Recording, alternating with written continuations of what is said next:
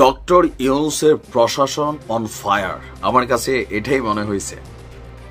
জুলাই আন্দোলন বলেন, আওয়ামী লীগের পতন বিরোধী আন্দোলন বলেন, বা যত আন্দোলনের মধ্যে একজন ক্যারেক্টার ছিল যিনি তার বক্তব্য দিয়ে বা তার স্টেটাসের মাধ্যমে মিডিয়া গরম রাখতেন। আর এই ক্যারেক্টারের নাম হচ্ছে আমার খুবই পছন্দের একজন ব্যক্তিত্ব, ব্যারিস্টার আন্দালিব রহমান পার্থ। নিশ্চয়ই আপনাদের অনেকেরই পছন্দের মানুষ। তবে আন্দালিব রহমান পার্থের যিনি স্ত্রী আছেন তিনি কিন্তু আপনার বঙ্গবন্ধু শেখ মুজিবুর রহমানের ভাতিজা শেখ হেলাল উদ্দিনের মেয়ে এবং শেখ তন্ময়ের বোন। এটা অনেকে জানেন নিশ্চয়, আবার অনেকে হয়তো বা জানেন না যে শেখ সাইরা পার্থর স্ত্রী তিনি হচ্ছেন বঙ্গবন্ধু শেখ মুজিবুর রহমানের ভাতিজা শেখ হেলাল উদ্দিনের মেয়ে এবং সাবেক সংসদ সদস্য শেখ তন্ময়ের বোন, যাদের নামে ইতিমধ্যে অনেক মামলা টামলা হয়ে গেছে। বাট তিনি সরাসরি আওয়ামী লীগের রাজনীতিতে এতটা সক্রিয় ছিলেন না, বা আমরা ওই রকম দেখিনি শেখ সাইরা যিনি আছেন।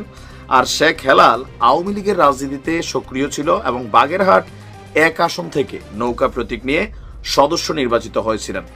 অপরদিকে বাগেরহাট 2 আসন থেকে তার ছেলে শেখ তন্ময়ও একই প্রতীকে নির্বাচন হন। এখন ঘটনার প্রেক্ষাপট কি আপনারা জানেন যে সাবেক রাষ্ট্রপতি শাহাবুদ্দিন তিনি বাংলাদেশ থেকে যাবার পর মানে এয়ারপোর্ট দিয়ে আওয়ামী লীগের ঠিক এই লেভেলের যারা বাঘা বাঘা ক্যারেক্টার আছেন তাদের বিদেশ যাত্রার উপরে সরকার আলাদা করে কিন্তু এটা ফোকাস করছে, কারণ ওনার যাওয়ার পর কয়েকজনকে বরখাস্ত করা হয়েছে, শাস্তিও দেওয়া হয়েছে। তো আজকে বাংলাদেশ জাতীয় পার্টি বিজেপির একাংশের চেয়ারম্যান আন্দালিব রহমান পার্থর স্ত্রী শেখ সাইরা তিনি আপনার বিদেশ যাত্রার সময় তাকে এয়ারপোর্টে আটকে দেওয়া হয়েছে।